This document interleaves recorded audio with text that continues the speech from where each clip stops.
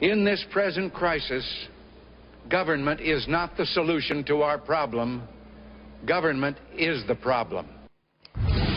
Don't you miss him?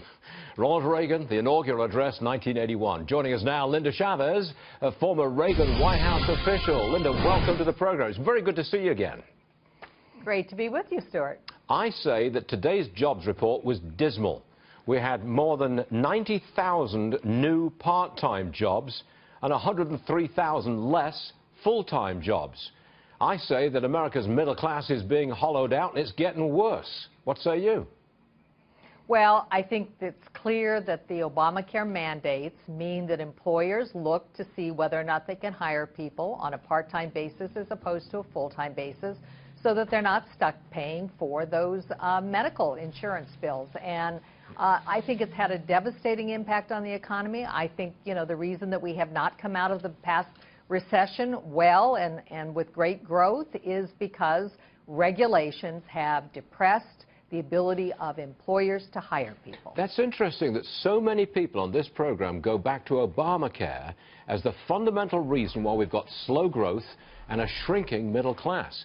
It's even blamed on the restaurant recession. People are eating out a lot less. 8 national chains have gone under. And again, that's blamed on Obamacare. But Linda, you don't hear this very much in the establishment media. It's not their story.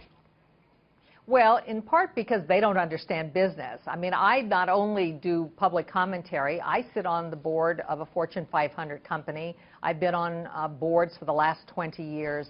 So I have a little bit of an insight into how employers make decisions about hiring. And particularly in industries where you have low-wage workers, when you have to begin to provide insurance and make it available to people, and you have very low margins in terms of your profit, it becomes too expensive to hire people. And so you try to, increase productivity in other ways. You try to hire different kinds of workers. And who this hurts the most is young people and the less skilled. We've also had many guests on this program who compare the election this year to the election of 1980. A conservative coming from behind, the polls are against him until the very, very last minute, and suddenly a big win right there on election day. Do you feel the same way? Do you think there is a direct parallel between Reagan then and Donald Trump today?